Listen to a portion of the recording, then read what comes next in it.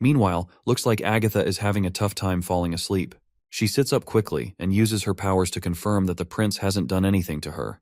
In fact, he even gave her a certain degree of freedom instead of keeping her powers suppressed with the Stone of Divine Judgment. As she glances out the window, she can't help but lament how quiet it is here, especially in contrast to Tequila, where every winter day felt like a celebration. After all, it was the season of Witch Awakening, and the lanterns would burn in the streets all night long. Then she thinks about her current situation, and thinks how witches are being hunted by mortals, and the alliance she once knew has also gone. She has no clue what happened, and how did the two extraordinary transcendent witches, Natalia and Alice, lose to the mortals. That's when Nightingale pops into the scene, asking Agatha why she is not feeling cold. The icy lady quickly turns around upon hearing the voice, and she is fascinated that the door is still closed, and there are no footprints, which makes her wonder if Nightingale used her ability to slip inside.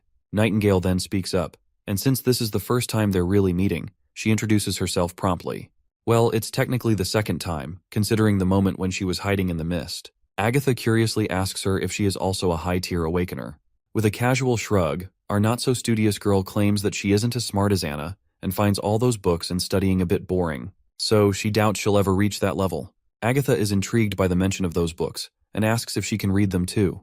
Nightingale responds that she can, but only if she joins the Witch Union and works for the prince. Of course, Agatha protests loudly at the thought of working for a mortal, calling all the witches crazy for following a guy. Nightingale raises an eyebrow and asks why she is so stern about humans. Icy Witch then explains that in Tequila, most awakeners employ mortals as their servants, and they are often used for breeding. She firmly believes that mortals are unintelligent but does concede that they can be useful if taught properly. Still, she finds the idea of following a mortal a bit ridiculous. Nightingale then reveals that the prince doesn't treat witches as servants. He helped them while they were being hunted by the church, gave them new abilities, and made it possible for witches to live among normal people. She emphasizes that everyone has a common goal, which is to defeat the church and ultimately, the devils. Agatha then explains that winning against the devils is nearly impossible, and history is living proof of that. She recounts that about 800 years ago, when both witches and mortals ruled everything, humans populated the entire realm.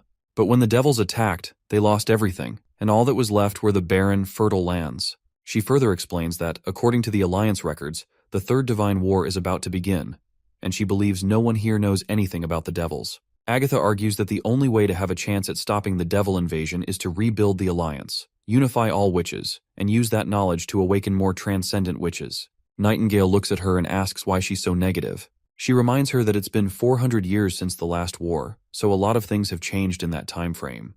Nightingale reminds her that she must have heard the prince say how mortals can slay devils too. She explains that it's not just about witches. The prince aims to unify everyone on the mainland.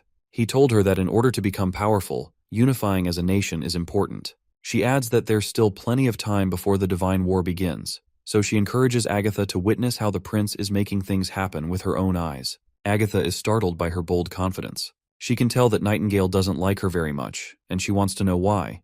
Nightingale simply tells her that as long as she can swallow her pride and view the prince as a person, she won't dislike her as much.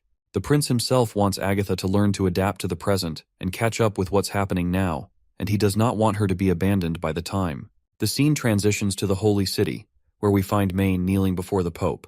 He reports that the tundras have calmed down for now, and the snow has receded significantly. However, the arrival of fearsome devils is a more pressing issue than the casualties from their divine punishment. He asks the Pope for his guidance. The old man gestures for him to stand and walk over to him, and Maine promptly complies, sitting right before the Pope's knees. He hopes the Pope is taking care of himself. To this, the Pope responds that he doesn't need to worry about himself, as he will die soon. Maine is shocked to hear this, but the old fart tells him to save his shock for later and instructs him to listen closely. He reveals that his own end is undoubtedly near, so the reason he called Maine here is that he wants him to inherit the title of Pope. They then walk into mysterious tunnels constructed with layers of stone and mud that no one can breach. There are some secrets hidden, and every pope must come here before they inherit the title, and each one is expected to expand and strengthen the church while holding its goals close to their hearts. Maine promptly responds that he knows his goal is to defeat the devils. But the old coot reminds him that this isn't the main goal. The true objective is to earn the smile of God. Once they reach the end of the corridor, the Pope tells Maine to wheel the wheelchair himself, explaining that no one can go further than this point. Maine acknowledges this and promptly starts pushing his senior's wheelchair. As they enter the chamber, the gates behind them close. They walk past walls adorned with portraits of previous popes, including the image of the current pope, which hangs prominently among them. The old man reveals that his own picture was taken only about 6 months ago, so he doesn't look that old in it. He adds that the portrait was supposed to be hung after his death, but he was too impatient to see how it would look. Maine asks if all the portraits are of previous popes, to which the old man responds positively, saying they are the glorious defenders. The past popes ruled as the voices of God and led the church through trials. As they walk further inside, the old man continues narrating that with each generation, they struggled in the torrents of time. They drifted and eventually collapsed, and the upcoming popes will face the same challenges. Suddenly, Maine spots some portraits of women hanging on the wall, and the old man confirms that the witches were also popes. This shocks Maine, but he is even more boggled to see Alice's photo hanging there majestically. He can't help but call her marvelous. The old man quickly bows his head in front of her portrait, and reveals to Maine that she was the first pope and the extraordinary transcendent, known as Alice. The old man reveals that she also held the title of the Queen of Witches. Maine quickly supports the old man as he staggers, and asks why the creator of the church would be a witch. The old fart tells his junior to kneel down quickly, and Maine promptly pays his respects to the witch as well. At that moment, the pope calls out to Zero, and she promptly appears. The pope orders her to bring Maine into her illusions. The lady agrees, and Maine is surprised to see that a pure witch would be in such a secretive place. Even though they were raised by the pope after awakening, they are still witches. Meanwhile, the witch on the other hand begins to weave some kind of magic, causing Alice's painting to move away, and a hidden door appears. The witch then asks for permission to take the necklace off the old man's neck, and he grants it. She walks through the newly opened gate, and the pope turns to Maine, telling him that the crystal she's holding will soon be in his possession. It has the power to open any fortified door, including the church's classified library and its research facilities. The witch gestures for Maine to follow her, and they both enter the gate, leaving the old man behind. As they walk through the empty space, Maine asks her how His Holiness allowed her to get inside. She casually replies that someone has to activate the Stone of Illusion, especially since it requires magic. Maine isn't really a fan of her nonchalance. He thinks to himself that once he inherits the title, he'll teach her a lesson about who's the boss. He annoyingly sits down and tells her to start the procedure. The girl promptly agrees, but says she'll need a little more preparation since it's the first time she's activated this particular illusion. Maine is shocked to hear that this is her first time, and wonders if her claim of being alive for 200 years is just nonsense. This also means that she has never attended any previous inaugurations. Right at that moment, Maine is sent back in time, finding himself in an illusion where all the witches of the Witch Alliance are gathered in a heated discussion. One of the witches states that it's all thanks to Queen Alice's orders that they've gained an advantage against the Mad Devils and their underworld leader. In the heart of the conference, Maine spots the Queen of Witches, Alice, her presence commanding attention. One of the witches argues against the procedure that requires sacrificing their own, and the chances of producing a judgment night are low as well. But one points out that these issues can be fixed over time with further research. The witches continue to argue among themselves about the lives of their kind, and the room is split. That's when Alice commands them to stop yapping, and everyone promptly falls silent at her single command. She then reminds them that mortals cannot win against devils. They can either do nothing and enjoy their final moments as the devils invade, ultimately being wiped away from history, or they can put up one last fight by placing their trust in their divine punishment soldiers. Alice states that while she may be the queen of Comet City, she is willing to leave this decision to the rest of them. She tells them they can choose whether they want to die in silence or exact revenge for their fallen sisters. She believes they can still purge the realm of the dawn of devils and revive the witches' glory days,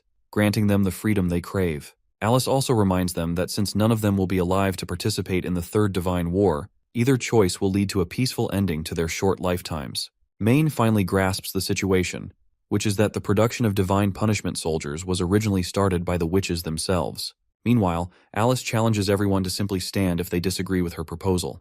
Maine impatiently looks forward to seeing how many will dare to oppose her heartless solution. Right on cue, one of the witches who had protested before stands up, declaring that killing witches for the sake of witches sounds ridiculous. An older witch quickly tries to calm her down, explaining that if humanity dies, the witches will perish too. Another witch also supports this statement, insisting that no matter how many witches they sacrifice, there will always be more to replace them if humanity survives. The more mortals they have, the more witches will emerge, so their numbers can always be replenished. The old lady then asks if the divine punishment soldiers can really defeat the devils. Alice simply replies that she can't be sure because no one will know the answer unless they try. The failure of the divine war has shed light on many problems, one of which is that the devils have far more power than they do. The only thing holding those devils back is the red mist. This means that even if they create huge armies of divine punishment soldiers, they might not achieve victory. Another witch quickly points out that even if there's just a shred of possibility, they'll still give it their best shot. She votes in favor of Alice's plan, and the other witches agree too, hoping that what Alice said will turn out to be true. With that, Alice rules out the final judgment, and says they'll discuss this decision with the rest of the alliance. The old witch then points out that others might not listen to her, and if she doesn't want the divine punishment operation to have any obstacles, the witches can't exist as the highest ruling power. Alice quickly says that if that's the case, their alliance will have to dissolve, and they'll need to bury everything they've done so far. She claims she'll try to convince them, but if they can't accept it, Comet City will handle things alone and create a new order. Once the main guy finally learns the origin of this divine punishment army, he's at a loss for words. At just the right moment, Zero grabs him and yanks him out of the illusions. He gasps for breath, and she asks if he needs help on his way out. He tells her he can walk himself and asks her to just open the door. Once they're out, he tries to say something to the Pope, but all the lore he just absorbed is weighing heavily on his mind. He starts to feel dizzy and ends up plopping down at his feet. The old man gently pats Maine on the head. The Pope assures his child that the magic stone imprinted the memory into him, so feeling nauseous is natural. He says he felt the same way and will recover with some rest. Zero then asks why she's not feeling anything. The Pope reminds her that she's a witch, and her body is accustomed to magic, since witches are superior to mortals in both stamina and immunity. Maine asks if this is the origin of the church, to which the Pope agrees. He explains that Alice led 3 cities to victory, created brand new laws, and spread the word that witches were no longer chosen by God, but were instead cursed by the temptation of demons. This historic event became known as the Battle of Faith, and it lasted nearly 100 years. He asks if she lived for that long, to which the Pope replies, no. He explains that Alice died in a fight against another extraordinary transcendent, Natalia, and they both died fighting each other. The second Pope kept her mission alive and continued the fight until the other cities fully came on board. Unfortunately, the battle left all 3 cities severely wounded, and they lost almost all their governing power. The mortals who were unwilling to participate in the war settled on this cramped continent and started building a civilization with the natives, eventually forming the 4 great kingdoms. The church had to prune some scattered rebels, but the structure of the world had already been set, and they ultimately failed to unite the continent, all because of the queen's early death. He explains that not only was her ally, Natalia, unwilling to accept her plan, but she even tried to assassinate Alice during a meeting. This was all recorded in the holy books. He claims that if Alice had lived, the Battle of Faith would have ended 50 years earlier, and the church would have had more than enough time to gather all the witches and unify the continent. Maine still seems confused, and asks why the title of Pope is given to the mortals, since it was carried by the witches in the past. Before dropping any interesting lore bomb, the old man tells Zero she should go. The girl promptly leaves. At first, the old man lets out a sigh, then explains that it's because of the fear and weakness mortals feel. Maine is shocked to hear this, and the old man repeats it once again. He explains that Alice mandated that the Pope position must be held by a transcendent witch to restore their glory after the devils were defeated. However, transcendent witches are incredibly rare, so there weren't many suitable candidates. Later on, some accomplished witches with common powers became Pope. But fear and weakness are like venomous snakes. Once they sink their teeth into the heart and mind, there's no stopping them. He reveals that a mortal archbishop worried they would be tricked and oppressed by the witches. So he took the position, and all future popes ended up being mortals. He calls himself and all other mortals cowards who have stolen the fruits of the witches' sacrifice. He insists that no matter what happens, the church will always bury this secret, and the truth of the divine war is all recorded in the holy temple. Maine will be the one to carry all of this forward with him. The old man even tells Maine that if he wants to give up the position, that will be his decision to make. Maine asks then, who will carry this burden? But the old man doesn't respond. With that, he dies, leaving Maine shouting in despair. The scene then transitions to the border town, where we see Agatha paying a visit to the prince. He hopes she's enjoying her stay and asks if she likes the porridge and fried eggs of this era. Agatha looks a bit lost in her own thoughts. As a witch of the Alliance, she can usually determine a person's intelligence with just a glance, but she can't do that with him. His eyes are filled with a strange aura and confidence, as if he has lived for thousands of years and has the world in his palm. Anyhow, she responds to the prince, telling him she would have preferred if no witches entered her room without her permission. Prince promptly assures her that he'll have Nightingale knock before coming in. He then mentions that if she wants to go outside and visit the town, Nightingale can show her around. Miss Scroll can also provide any historical information because she has the ability to store every book in her mind. Agatha reminds him that since devils are such a huge threat, she's actually curious to know why he said mortals can win against them. If he can't defend against them, then there will be no one alive to remember history and culture. Prince decides to talk about how the economy works and its benefits for people, but he pushes that aside for now. Since she seems more interested in learning about battles and weapons, he tells her she's in luck because the border town's forces are going to test new weapons this afternoon. But before they head outside, the prince has a question. Agatha sits down in the chair and gives him permission to ask.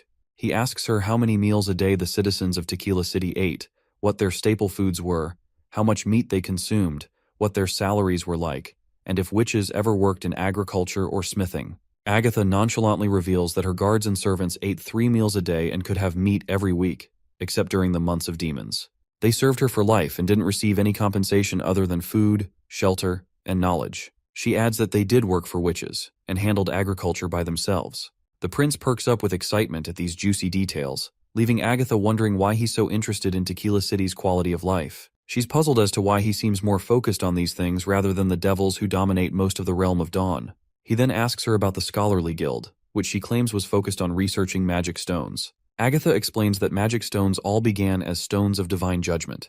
They could either suppress a witch's abilities or allow witches to tap into different strengths. Tilly curiously asks how the process worked exactly. Agatha explains that the Scholarly Guild dedicated all its efforts to uncovering the secret, and they finally determined the connection between magic and the stones. Many sacrifices were made in the pursuit of this knowledge. She then adds that she could tell him more, but he'd have to exchange it for the method he used to awaken witches. The prince responds that he has no problem with that. Princess Tilly then points out that the magic stone she found in the ruins allows her to fly, and there's no question it's incredibly useful in combat, for both offense and retreating. So, she's curious why someone like Agatha, a higher-tier awakener, chose to retreat to the misty forest on foot instead of using a magic stone like this. Agatha explains that while they understood the relationship between the stones and magic, they weren't able to create the stones themselves. When Tilly asks why, Agatha elaborates that the stones were created by the devils. If the witches had access to a stable source of these stones, support witches could have fought without relying on the divine punishment army. She explains that there's a unique devil they call the Chaos Beast, which looks like a giant flower, about the height of 3 or 4 people, and can use its vines to walk. If it swallows a stone of divine judgment, it can create many different stones. The speed at which it creates them varies depending on the type of stone. Agatha explains that they had ambushed a devil camp far from the battle and captured a chaos beast alive, bringing it back to Tequila for their own benefit. The monster had incredibly low intelligence and converted every stone they fed it, but they didn't know how it worked or how to keep the monster alive. After 6 months, the creature shriveled and rotted like a typical plant. Later, the Scholarly Guild sent many witches to investigate other camps, and all reports confirmed one fact: chaos beasts were the only method for acquiring magic stones. More powerful stones took longer to convert, and most devils used magic stones in combat. For example, mad devils could activate the stones within their arms for powerful ranged attacks. All the stones they had acquired were from enemies or their camps. Tilly is in awe to realize that the stone she possesses is from one of the devils. Agatha confirms this, stating that it probably belonged to an extraordinary transcendent witch. The prince then asks if the devils always possessed multiple types of stones from the beginning. Agatha shakes her head with no, revealing that if that were the case, humans would have been subdued long ago. She explains that during the First Divine War, most devils didn't have stones. They relied on their sheer strength, thick armor, and metal spears to attack human cities, which is extensively detailed in history books. Every battle lasted for hundreds of years until human territory was reduced to just fertile lands. If they had focused all their resources on training combat witches, the devils wouldn't have been able to reach the Realm of Dawn at all. During the Second Divine War, the devils gained more methods and strategies, and it only took them 35 years to defeat the humans. The Divine Army might be able to fight toe-to-toe with the leaders of the underworld, but there are just too many devils now. Agatha reveals that she's heard from the elders in the Alliance that witches used to have the upper hand.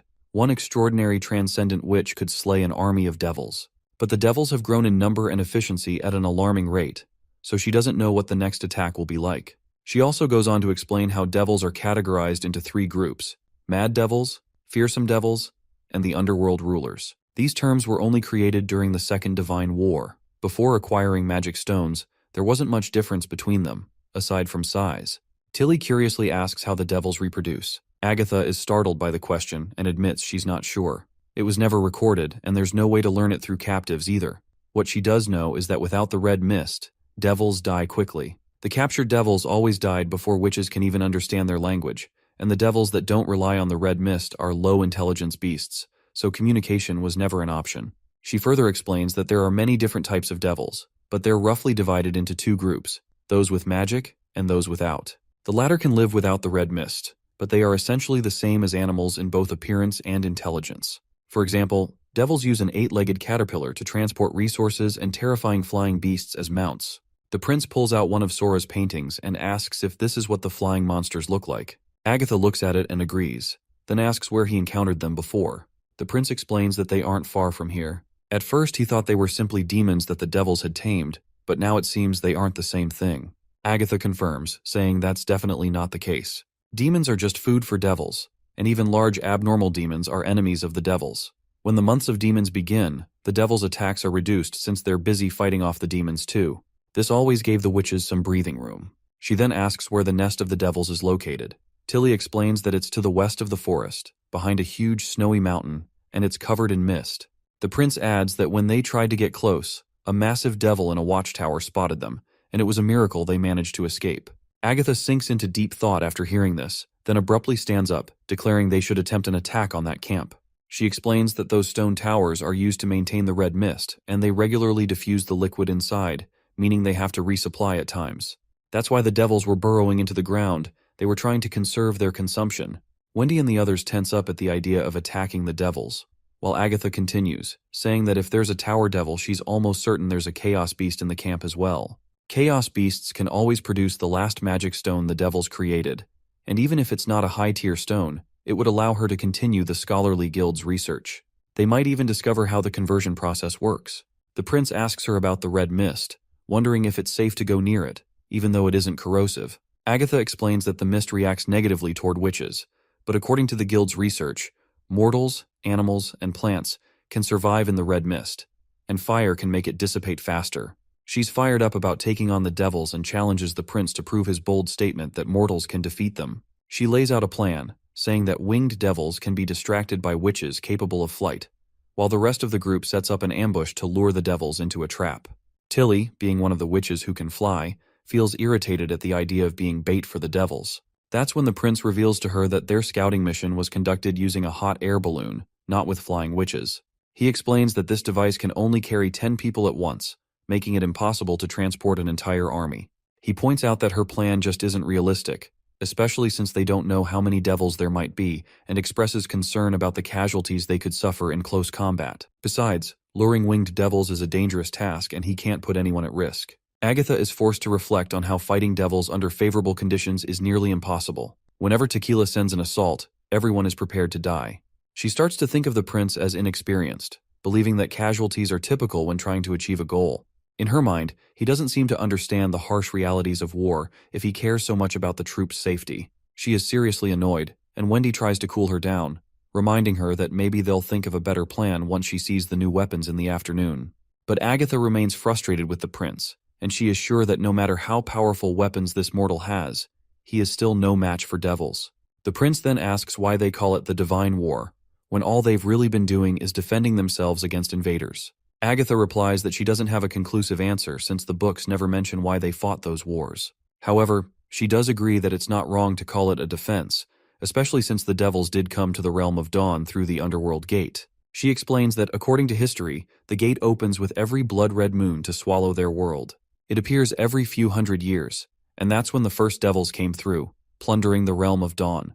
The devils can only produce the red mist towers when the gate is active, and these black towers are even taller than mountains. Their range can cover almost the entire fertile lands, and once the devils settle, they attack from the edges of their red mist. Agatha is certain that this time, humanity might not have any chance against the devils at all. At that moment, Tilly offers them a chance to join the shelter on Slumber Island for safety. But Agatha just annoyingly snaps at her, asking how many people a small island can even harbor. And besides, seeking refuge there would only delay their demise, not prevent it. Finally, Prince claps his hands to disperse the tension, urging everyone to maintain a positive attitude, especially since they are already preparing for the Third Divine War in advance. He begins to walk out, saying that they can discuss other matters after lunch. As they head to the lunch area, it's clear that someone is seriously annoyed, and of course, it's Agatha. She can't believe the prince has the mood for lavish food in such desperate times. These ignorant mortals seem to lack vision. What's even worse is that she can't bring herself to reject the delicious spread laid out before her, regardless of how angry she is at the prince. As a high-level witch, she finds it utterly embarrassing to indulge in such feasts when Tequila's name is on the line.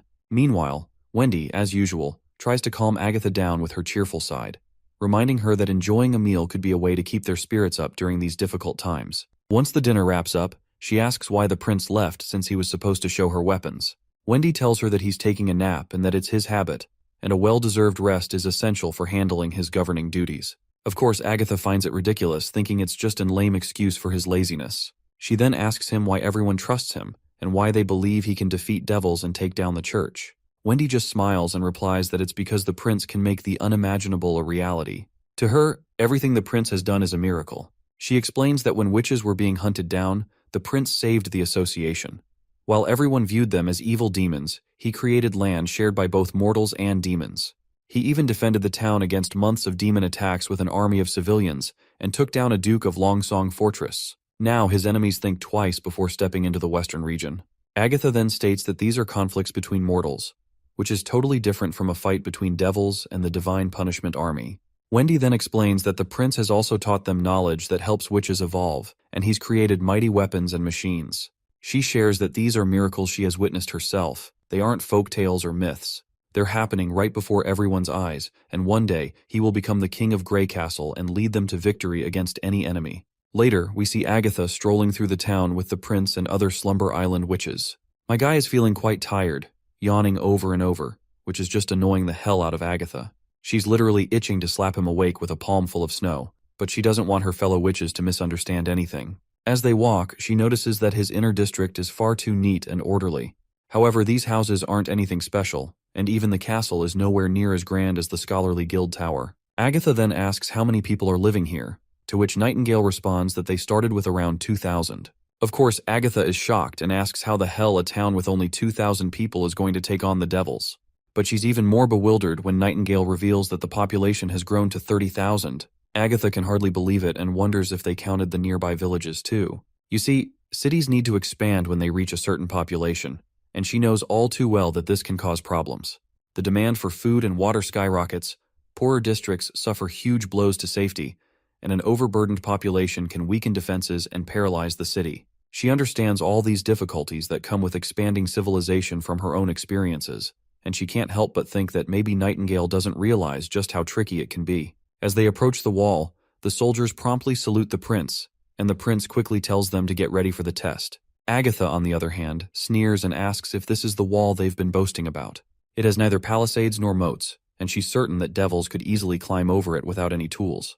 My guy just tells her to hold her horses and watch. That's when he proudly introduces the border town's new weapon, the 152mm standard fortress howitzer, powered by Justice and Glory. He boasts that it has many improvements over the 12-pound field cannon and possesses outstanding qualities that make it an age-defining weapon. Nightingale perks up at this speech, clapping in full excitement, while Agatha still looks unimpressed, unsure what's so exciting about it. The prince clears his throat and tells Ironaxe to start the test, while Agatha still looks dejected, thinking to herself that they're just wasting time. The last word he said about Justice and Glory didn't even make sense and sounded completely made up. Once the preparations are complete, the prince tells everyone to cover their ears, leaving Agatha bewildered that they're ready so soon. Every witch in the area covers her ears tightly as they fire the giant shell with incredible speed, leaving nothing but flames behind. Agatha trembles in anxiety at the massive explosion, and once the fire subsides, Nightingale asks her if she's all right, and the icy witch replies that she's fine. She looks ahead and sees nothing, wondering why nothing happened, and if those flames were just for intimidation. Meanwhile, the prince is trying to see where the shell landed, and Sylvie points out that it hit a small hill. The red flag is the nearest marker, but there's still some distance to cover. Agatha asks for clarification about what's going on, and the prince explains to her that this weapon can shoot artillery shells. She can think of it as a ballista bolt aimed at enemies far away. They had planted red flags 5,000 meters away, but the shells only landed a little over 3 miles. Agatha finds it amazing that there are no ropes or anything, so how did they even launch a projectile that far? Even a siege beast powered by magic would have a range of around 2 miles at most. If this weapon is actually capable of such distances, then they can definitely fend off devils approaching the wall. However, she's worried that a weapon of this caliber will take time to reload and fire again. That's where she finds herself mistaken because the prince casually tells everyone that he's not done yet, and that they will now test 3 shells at rapid fire with a closer target. Once the weapon launches those shells, The area where they landed erupts in chaos and fire, leaving Agatha in awe. At that speed, even an extraordinarily powerful creature wouldn't be able to dodge that attack. She's sure that if Tequila had a weapon like this, the devils would never be able to breach their walls. She then asks the prince if this weapon was developed by witches. He replies that it's technically true, as it was the combined effort of both witches and mortals. You see, Anna smelted each part individually, while Usia extracted purified elements, and Sylvie checked for all imperfections. The shells were developed by the alchemists and their apprentices, and every witch involved, except Anna, is a support witch. Well, this is finally a solid slap to her face, and she has started to think that mortals might actually defeat the devils after all. Let's not forget about Princess Tilly as well. She's also not very used to seeing the godly weapons my guy is whipping up. We also see Andrea and Ash. Andrea is confused about how this was even constructed and where its power comes from, while Ash thinks this is just like how Andrea shoots her magic arrows. Andrea proudly reminds her that her radiant magic bow is completely different from this thing. Meanwhile, Princess Tilly feels quite left behind. She can't help but think how her brother is really far away from her in terms of advancements and knowledge, and she has no clue what goes through this goofball's mind. Meanwhile, as much as he might be feeling proud of himself, but he is equally devastated internally because this test has cost him a shit ton of money, and his heart is literally aching. He even looks quite dejected for a moment, leaving Tilly even more confused about his eccentricities.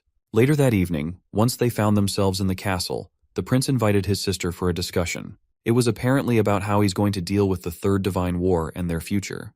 He starts the conversation by stating that they've learned from Agatha that the 4 great kingdoms are merely a fraction of the realm of Dawn. Even the wastelands used to be fertile lands, and humans had no choice but to retreat here after losing to the devils twice. The gate will open soon, and the Third Divine War will soon be upon them, so he's hoping his sister can stay here. Tilly goes quiet for a moment before breaking into a happy smile, saying she didn't think he would say that. The prince then explains that the devil's power is unpredictable, and they have to combine all their forces if they want to win. Although Agatha mentioned that the First Divine War was fought through the efforts of both witches and mortals, it's very likely they were only allies on the surface. It wasn't very different from the Second War. He reminds her that his new plans include weapons that can defeat devils, and he has already shown proof of that. Once he turns these ideas into reality, mortals can be more powerful than they've ever imagined. He believes that the right choice is to send mortals into the war while assigning witches to manufacture weaponry. Before the war begins, every extra worker will only make them stronger. Tilly then asks, if she stays, what will happen to the witches at Slumber Island? Well, this sounds like a green light, and the prince bursts into happiness that his sister is actually ready to stay. He quickly tells her that they can all come to the border town, and they have more than enough space to shelter them. He will assign them a large swathe of land and make sure they are treated equally to the Witch Union. They don't have to join the Witch Union, and she can remain their leader. Princess asks if he don't mind that most of them are not able to fight. To this, he says he has no problem at all. In fact, he believes that support witches are more useful than combat witches. They don't empower themselves, rather, they benefit thousands of others. The natural world is full of undiscovered potential, and if they utilize it, support witches will be invaluable. His sister smirks upon hearing this and asks if this was his true objective all along, leaving him startled after getting caught. In any case, she finally says that she can work on these terms, as there's no reason for her to reject his offer to fight against the devil's invasion. Personally, she also wishes to stay here and learn about his interesting newfound knowledge, though she can't agree to anything just yet. The prince asks why not, and she explains that since she is the elected leader of Slumber Island, their future cannot be influenced by her personal desires. If they move to the western region, they will lose their independence, and if anything happens, they will be helpless to resist. She reminds him that if a conflict arises between the two siblings, there is no surety that he won't kick out all of her witches from the border town. The prince startles and stumbles over his words while Tilly makes it clear that she cannot entrust their future on just one word alone. She asks him if he would entrust everything if the roles were switched. The prince tries to tell her that she is his sister, and he would never dare to hurt her. But Princess Tilly replies that she still finds it difficult to believe, so she can't accept his offer immediately. She decides to continue their relationship as allies for now. He will have her full support for the border town's expansions, and if he needs any witches, she will do her best to satisfy his request. And if the devils overwhelm him, he is welcome to Slumber Island to live the rest of his life in peace. With that, their discussion wraps up. Once she is gone, Roland sinks into despair. Nightingale pops up beside him and asks what he said to her that day when she arrived at the border town. He replies that he only told her half the truth, so he can understand if she doesn't believe him right away. He then gives an analogy to Nightingale, reminding her that if her brother came back completely different, what would be her honest reaction. She raises an eyebrow and asks if he's talking about the guy who literally stabbed her in the back. The prince feels out of place and quickly says he shouldn't have brought that up. Nightingale reassures him that she has left the Glen family behind. That family feels like strangers to her now. Come to think of it, we have come so far in the story that I have literally forgotten about her tragic background. Anyhow, the prince reminds her that he's now like a stranger to her sister as well, and besides, she didn't like him from the start when they used to live in the castle together. Nightingale leans in and says she's curious about his life in the royal castle. She also wants to know just how awful he was, given his infamy even reached Silver City. The prince feels embarrassed and admits he was much worse than she might think. He figures Tilly probably started hating him after he pushed her into that pile of broken glass. Nightingale agrees that he did some seriously bad stuff, but she doesn't think she hates him now. The prince asks how she knows that, to which Nightingale replies that Tilly has never lied to him, and if she really did hate him, she wouldn't still be here. He then politely asks if she's just saying that to make him feel better. Nightingale pouts and insists she means it. She reminds him how Tilly agreed to send witches to support the town and help fight against the devils. So how is that any different from her staying here? Also, she jokes that if all the witches from Slumber Island come at once, it's going to be really annoying, especially if there are more people like Ash. Not everyone is as friendly as Maggie, after all. Just as they're talking, Nightingale notices someone approaching and quickly starts to disappear. When the prince gives permission for the visitor to enter, Agatha steps inside. As the prince makes her comfortable in a chair, she points out that, according to Miss Wendy, he was the one who developed both the incredibly powerful muskets and cannons that can rival a transcendent. She then asks if there are any mechanisms or blueprints recorded in those books of his. The prince promptly pulls out 2 books and asks if she's referring to Natural Science 101 and Chemistry 101. He explains that these books only highlight the fundamental principles, but they don't contain any blueprints. Agatha then reluctantly says that since only the Witch Union can have access to these books, then she requests to join it. The prince cheekily reminds her that the Witch Union is an organization within Border Town, and he asks if she's really willing to work for it, since its leader isn't a transcendent witch but just an ordinary guy.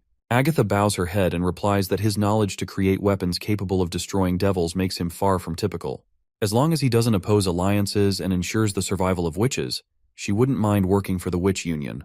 Though she looks a bit reluctant, even the prince is surprised by her acceptance, since he wasn't expecting her to agree so easily. He then asks why she didn't join Tilly on Slumber Island, since it's a city built by witches. Agatha responds that she has no interest in joining a refuge. To her, it's all pointless if they can't fight off the demons. The prince then reminds her that since he also wants to crush the church, she might be seen as an enemy by the Alliance survivors, as it's possible they simply changed their names and stayed hidden all these years. After putting in a lot of thought, he's come to the conclusion that even if the Alliance lost Tequila, they would still have extraordinary transcendent witches and divine warriors. Since they migrated to underdeveloped lands, it's unlikely they just disappeared. He even believes the church might have been founded by the Alliance, not mortals, and that mortals didn't steal the divine punishment method from witches. Instead, it was created by witches to hunt other witches and mass-produce divine punishment soldiers. We, of course, already know the truth, and the prince isn't far off, as the church was indeed founded by the Alliance. Agatha, however, is having a hard time believing that it was the Alliance that started the oppression and slaughter of witches. The prince says it's all just his hypothesis for now. He then pulls out a book and reveals that it's a historical record written by the church, which also includes a chronicle of the 4 great kingdoms. He tells Agatha she can study it if she wants, but no matter what, the church is now their enemy. One of his goals is to destroy them, so if she decides to stand with the witches and fight the devils with him, the Witch Union will welcome her. Well, we all know what her decision will be. The scene then transitions outside, where Agatha demonstrates her abilities. The prince and Nightingale watch closely, and Nightingale notes that Agatha's magic is shaped like pentagonal prisms, with her capacity being at an intermediate level. Sister Scroll categorizes Agatha as a summoning-type witch who has already evolved once. She originally had the ability to create cool temperatures, but after her evolution, she can freeze the air into ice, which is a very convenient power.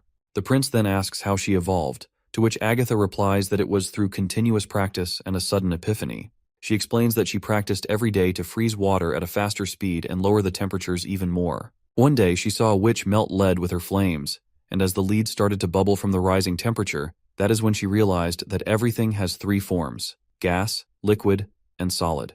Lead exists as a solid at room temperature, but with enough heat, it can become a gas. Similarly, water exists as a liquid at room temperature, but with enough cooling, it turns to ice. This revelation transformed her magic from within. After ascending to a higher tier witch, She recorded the principle into the Codex of Principles. The prince nonchalantly asks her what this Codex of Principles is. Agatha, a bit bewildered, responds that she's surprised the prince isn't more shocked about the concept of matter shifting from solid to liquid and then to invisible gases. To which the prince asks her why he should be surprised, especially since it's a common observation that gases come in many different types, each with its own boiling and melting points. So there's nothing to be surprised about, and it's all covered in Natural Sciences 101. Of course, poor Agatha is annoyed that her important discovery has been dismissed, like it's just trivial knowledge. She then reluctantly says that the Codex of Principles is a record of every high-tier transcendent witch's awakening process. She further explains that since every witch has different abilities, it's tough to imitate someone else's experiences. The prince then asks her if there weren't any witches with similar abilities that transcendent witches had, since there are thousands in the Alliance. Agatha explains that the scholarly guild believes the shape of magic determines its abilities, and no witch has the exact same shape. But the prince pushes back, asking how she knew that Anna is a flame type. Agatha reveals that it's just a common designation. Any ability that glows or gives off heat can be categorized as a flame type. Agatha goes on to explain that as magic grows, matures, or even awakens, similar abilities can become incredibly different. A basic flame ability might eventually lead to better control of temperature, bigger size, more intensity, or even creating projectiles. The scholarly guild has much more formal categories, which are pretty similar to what they use. Sister Scroll then asks if they also have 3 types of witches, but Agatha explains there are actually 4.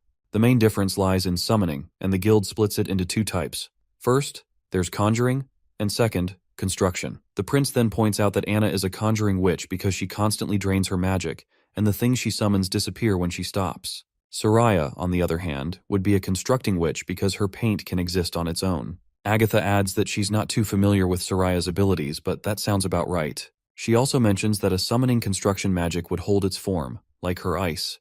The prince smirks and says that their test will end here for today. When Agatha doesn't have any tasks, she's free to practice her abilities on her own. However, he hints that someone might desperately need her help. Agatha curiously asks who, and the prince tells her that Kyle Sichi, the chief alchemist in Bordertown, could use her assistance. Apparently the guy's been acting like a maniac, pushing forward despite the risks, and poor Nana has been terrified, constantly healing him over and over. Later, back at the castle, the prince is deep in thought about how maintaining a stable temperature is crucial for safely extracting nitroglycerin. Agatha's ice coffin could easily keep things below freezing, which is perfect for cooling the reaction vessels under pressure. But he's also a bit worried about whether Agatha will get along with Kyle, given that Kyle is blunt and Agatha comes off as an arrogant royal. Just as he's lost in thought, Margaret tries to pull him out of his daydream. He quickly snaps back to reality, and she asks him what's wrong, wondering if he's upset because she charged too much to transport the refugees. He quickly denies it, saying that if it weren't for her ships, those refugees would have died in the freezing slums of other cities. Margaret then remarks that it's rare for him to ask for her help with such urgency, so she'll try her best. But many of her sailors aren't willing to travel in winter, so she's only managed to gather 13 ships. She also mentions that she probably won't be able to visit as often next year. The prince asks if she's talking about the saltpeter trade convention, and she responds positively. Apparently, Timothy has banned the saltpeter business, and even the cities of Redwater and Silver aren't selling it anymore. Her only options now are to sell at a low price to the Alchemy Association or to elites in the capital. She's also heard from government officials that Timothy plans to lock down the entire western region. It won't just be saltpeter. Merchants will be trapped in Redwater, and Bordertown, Longsong Fortress, and Willowtown will all be affected as well. Many elites are opposing this, but Timothy probably won't retract his orders. If they can't trade saltpeter and other resources here, even the steam engine business might have to stop. The prince's expression turns serious as he listens, realizing that Timothy has become desperate ever since the witches dropped that nuke on his castle. Otherwise, he wouldn't be making such a risky move. You see, saltpeter is crucial for producing acid and other resources. If they lose access to that, their 152mm cannons will just be decorations, and their new rapid firearms will be useless too. Since Bordertown is still in its early stages of development, without income from the steam engines, he is worried the region's economy could easily collapse. The prince reassures her that what Timothy is doing won't last long and that she'll be visiting Bordertown again very soon. He adds that when she does, it will be a brand new city. He goes on to share his plans to open a commercial sea route contracted with the bay that won't pass through Seabreeze Town or Clearwater Port. Instead, it will go directly from the western region to the Bay Islands. He asks if she's interested, but she admits she's not sure if there are any harbors that reach the ocean. The prince replies that not right now, but he's going to build one. He reveals that there's a shallow beach south of border town with ideal water depth and size, making it perfect for a seaport. With some modifications and clearing the mountains along the coast, they could export goods from the western region. She would manage the ship transportation and sales, while the western region would provide merchant goods. He then calls out to his butler, Sean, telling him to show Margaret the newest goods. Sean promptly brings over a bunch of bottles, and the prince encourages Margaret to open one and smell it. Once she does, she's shocked to realize it's perfume. She can hardly believe he started making perfume. The prince just asks if it compares to what the Alchemy Association makes. Margaret admits that this stuff actually seems more potent, and she can only think of one word: amazing. She wonders if it was made by border town's alchemists. The prince tells her she can have those for free. She happily accepts the gift and asks how many bottles he can produce in a year, explaining that the Bay merchants are very particular about fishy odors, and the capital's Alchemy Association can never keep up with demand. The prince keeps his tone low-key and says that if they have enough ingredients, he can produce up to 10 times the Alchemy Association's output. But deep down, he knows it could be even more now that Leaf and Evelyn are collaborating. He's confident their sales will skyrocket, but he can't just sell it like cabbages. The prince is hoping that Margaret will help him spread these goods, and she smiles, saying this is quite a rare opportunity for her, so she will try her best to make the most out of it. A little later, Agatha finally finishes reading the books. She finds it hard to believe that a mortal wrote something like this. The more she reads, the more she understands the world as a chaotic place, with hidden laws that everyone must follow. If this person were in Tequila, the Alliance would definitely accept him, and he would be treated just like a high-tier witch. She wonders where he gained this knowledge because she used to think mortals were limited when it came to technology. Tilly responds that she doesn't have a clue either. She explains that back then, her brother was arrogant, cowardly, and talentless. He was illiterate, and his personality was pretty terrible too. She further says that he was just a waste of oxygen, not a prince, to which Agatha replies that this sounds like a typical mortal.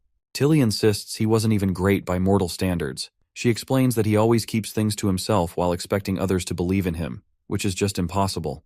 Abruptly, Tilly goes quiet when she realizes she's said too much. Anna reassures her that it's the first time she's heard her talk about these things, but Tilly still feels terrible because she's supposed to be the Witch Union ally, and that was pretty rude of her.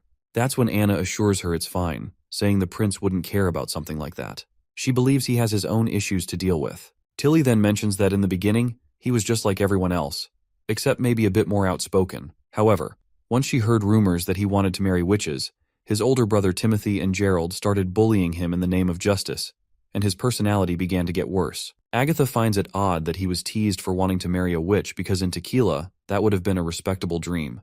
There aren't many mortals who marry witches, and most witches don't want to spend the rest of their lives stuck with a man.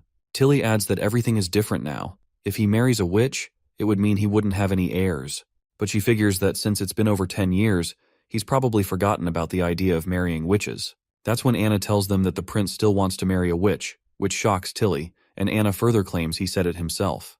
The scene then transitions to Longsong, and we finally see Ambassador Petrov after a long time. As he gets out of bed, his lover asks if he's not going to sleep a little longer since it's too early for him to be up. He replies that the prince wants to meet him, so he is going to visit the border town. She questions why he's going out in this harsh weather. Petrov explains that it must be something important, so he needs to get ready. He'll be gone by the afternoon, and he tells her to head home. He'll come back for her when he returns. The girl asks why he can't just ignore him. She points out that even though the prince has captured Longsong Fortress, Petrov is still its ruler, and she's sure that even a king's orders wouldn't require such urgency. Petrov gently pats her head, saying that the western region is out of the king's control, but Prince Roland governs it. Roland isn't just the leader of the border town, he oversees the entire western region. With that, Petrov begins his journey, accompanied by a few of his men. As they walk, he reflects on how, ever since the months of demons began, there hasn't been much to do at Longsong Fortress. Since his father is filling in for him, and with the help of his servants and apprentices, they should definitely be able to handle things while he's off visiting the border town. He thinks back to how, just a year ago, he also traveled to the border town in the midst of snow, carrying a warning from Duke Ryan which he had to deliver to Prince Roland. Now he's heading there simply because of a letter from the prince. Suddenly they hear some commotion nearby. Petrov tells his men to check it out, adding that if it's just a typical scuffle, they should kick the troublemakers back into their homes. Later, Petrov's men take out troublemakers causing the ruckus. One of them is an elderly lady, who points accusingly at a red-haired girl, telling everyone they must kill her because she's a demonic witch. But there's a kid standing by the girl's side, insisting she's not demonic at all. He argues that, just like in the plays, there are good witches and bad witches, so there's no reason to harm her. The poor girl is crying, trembling in fear. Petrov calmly asks the elderly woman if she's certain the girl is a witch. The woman insists it's true and warns him not to be misled by those theater plays. She claims she saw the girl using her demonic powers to melt snow off the roof, saying she witnessed it with her own eyes and doesn't know what this girl is plotting. She then laments how all of the churches have been burned down in the western region, but she is sure that the holy city will build more and everyone will be able to achieve God's pity and protection. That's when Petrov tells his men to lock up the old hag, stating he wants every believer of the church locked away once he returns. With that, they drag the old woman out, and Petrov squats down, gently asking the little girl to show her powers if she really is a witch. The boy beside her warns Petrov not to touch her. The girl, on the other hand, trembles, unsure of what to do, but Petrov reassures her that if she can prove she's a real witch, he'll let her go. She promptly unleashes her abilities and melts the ice on the ground right away. Petrov tells her to come with him, and the girl asks where he's taking her. He replies that he's taking her to a place for witches.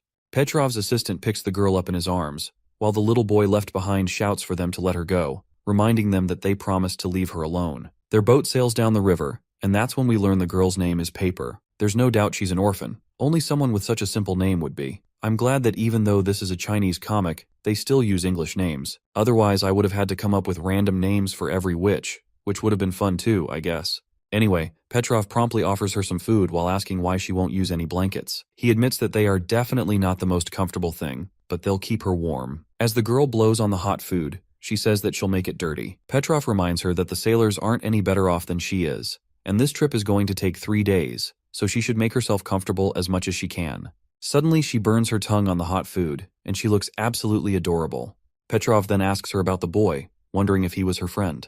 She tells him that he was the one who provided food, and requests Petrov to not capture him since he is not a witch. She further reveals that the boy told her that if they cleared the snow from rooftops in exchange for food, everyone would be fed. With the theater in town, no one is afraid of witches anymore. He's the one who negotiates with the adults as long as she's willing to help. Petrov finds it amazing that this little girl is helping her community to earn some honest food. He then asks her if she got any food. She replies that she did. She cleared 3 roofs. One homeowner chased her away, another gave her some bread, but the 4th house belonged to a hateful woman. He pats her gently and tells her to rest and eat well, adding that in 3 days, she'll meet the prince. Of course, the mention of the prince perks her up, and fast forward 3 days, Ambassador Petrov finally meets Prince Roland, who promptly welcomes him back to the border town. Petrov respectfully pays his regards, saying that the honeysuckle family has sent their greetings to the prince as well. Prince Roland invites him to sit, and reminds him that the reason for this urgent meeting is something that could affect the entire future of the western region, including Longsong Fortress. Petrov promptly asks him to explain further, so Roland then reveals his grand plan to build a metropolis, which will stretch from the misty forest in the west to Longsong Fortress in the east. This metropolis would encompass half of the western region. Since Longsong Fortress would be the eastern half of this new city, it would also become the first line of defense against the church, meaning it would no longer be an independent city as it is now. He further explains that the vast territory will be governed by the same laws and managed by the same bureaucracy. The elite will no longer have any influence in government, not even the 5 great families. Petrov finds all of this absolutely amazing because, a year ago, he had a similar thought about moving their defenses to the border town and utilizing the land between them. But Duke Ryan never made it happen, but the prince is taking it even further. There's no doubt that the prince has already made his decision about this territory expansion, and this is the only reason he's sharing this with Petrov now. No one can stop him at this point, and all Petrov can do is protect his own interests in this grand revolution. With that in mind, Petrov asks him how the honeysuckle family can help if the 5 families won't be involved in the government. Prince Roland commends Petrov for his quick-witted thinking, saying he has always been impressed by Petrov's insights ever since he accepted the offer to govern the fortress. He appreciates Petrov's positive attitude and acknowledges that these are intelligent qualities he rarely finds in the elite. The prince assures him that as long as the honeysuckle family continues to serve him, they can manage the Longsong area. Petrov promptly bows his head, saying that he and his father will always follow the Highness's judgment. The prince clarifies that while the honeysuckle family will still have a role in managing their lands, they won't have the same political power as before. From now on, all elites under his rule will have land but won't govern it. All laws and regulations will be managed by the city hall. He further states that land can be inherited just like elite titles, and the honeysuckle family will tend to their own crops, workshops, and other businesses.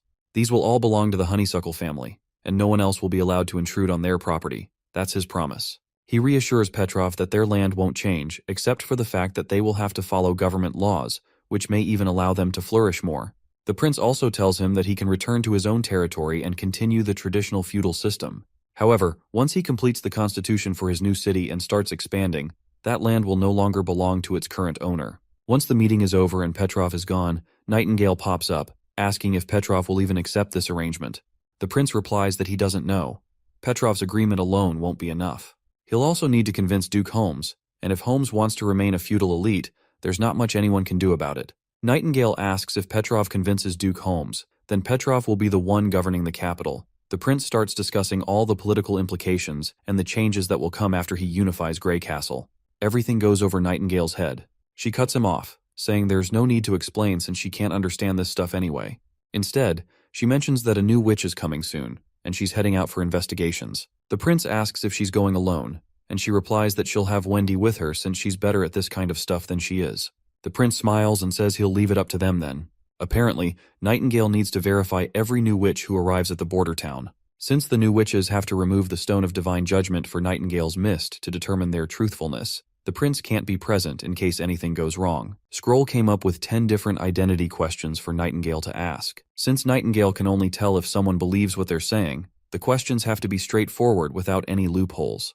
Even if a witch manages to lie once or twice, they wouldn't be able to deceive her with all the questions. Suddenly, the old man Barov bursts into the scene, frantically asking the prince if it's true that he's recruiting witches at the rate of 1 golden royal per month. The prince agrees right away, explaining that witches are being paid the highest, making it literally the best-paying job in this age. The old man suggests that if the prince wants witches, he should ask the people to find them, just like when he asked them to expose spies. He argues that the people have the sharpest eyes, and they can be rewarded for their efforts. The prince reminds him that this approach isn't much different from what the church is doing. He hopes the witches will come willingly, and that they can continue to use their own power. You see, issuing rewards for witches might create a frenzy around them, and people could start treating it like a business. That's when Wendy appears and says they've verified the new witch's identity, and she exactly matches Ambassador Petrov's description. The prince reminds how he knew too much caution was unnecessary, but Wendy responds that it's necessary because his personal safety is their top priority. The prince then tells her to bring the girl in, and they quickly usher the little timid girl into the room. Wendy reassures her not to be afraid and introduces her to Prince Roland. As soon as the prince sees her, he can tell she must be panicking inside, since she is in a completely unfamiliar place. So adapting to a new life might take her a long time. After all, she's just a little girl who doesn't have Agatha's intellect or Anna's tenacity. Even Moon and Lily had each other as sisters for support. He then tells Wendy that there's no need to test the girl's abilities just yet. He suggests she should get used to this new, unfamiliar place first. Wendy decides to give the little lady a well-deserved bath, and she'll be staying at the witch branch for now. Later, we find ourselves in a steamy bath scene, where Wendy is gently giving a warm shower to this timid girl. Wendy reflects on how taking care of new witches has practically become part of her job, something the prince specifically assigned to her, especially since she's good at comforting others. She had felt a bit sad not having any witches to take care of for a while, but now she's happy she can be a big sister to someone again. She then notices how skinny this child is, but she is relieved that she is a witch, and with some proper nutrition, she'll bounce back to normal soon enough. Wendy checks the water temperature to see if it's not as hot anymore. She helps the little girl step into the bath, and as soon as she does, the kid feels a shiver run down her spine. But pretty quickly, she starts to chill out as she gets used to the warm water. Wendy begins to rub the girl's back and asks Paper when she awakened as a witch. The girl replies that it was 2 years ago, back in winter. Wendy smiles and says that's pretty common since most witches wake up during the months when demons are out and about, and it's said that magic is at its strongest then. The little girl asks if that means they have devil powers. Wendy, being the big sister, corrects her and tells her that this is absolutely not true. Being a witch is totally normal. The only real difference between witches and mortals is that we have amazing powers. She adds that a few hundred years ago, witches were considered the children of God. She further assures her that having magic is as natural as breathing. The girl asks if her powers will grow. Wendy agrees and says they'll definitely get stronger as she gets older, but she'll need to work hard to control the energy. Otherwise, she might go through anti-phases, and the church uses this to spread lies about witches being possessed. The girl looks pretty down about it. Wendy realizes that since it's her second year of awakening, she probably felt some of that awakening pain last year. To cheer her up, Wendy reassures her that now that she's in the border town, everything will be all right. She explains that if she hurries and starts practicing, this year's awakening day will be a piece of cake, and everyone will be there to support her. Suddenly, Lily bursts into the bathing room, super excited to see the new witch. She says Moon wants to see her too, but Moon claims Lily is the one who wanted to check her out. The girl panics when she sees them and sinks deeper into the bathwater. Wendy quickly reassures her that they're just fellow witches, so there's nothing to be worried about. Lily asks the girl about her powers, and she replies that she can melt snow. Lily follows up, asking if she can also turn water into ice. The girl shakes her head, saying she can only make hot water cold. When Wendy hears this, she perks up, realizing that while melting snow means raising the temperature, cooling hot water lowers it. But since she can't change normal water's temperature, it doesn't sound quite right. Lily places a steaming tub of hot water in front of her and tells her to give it a try. As soon as the girl uses her ability, the water starts to cool down, and the steam disappears right away. The bubbles in the water also vanish, and the movement of the water slows, creating a clear surface. All the witches are left wondering what kind of power this is.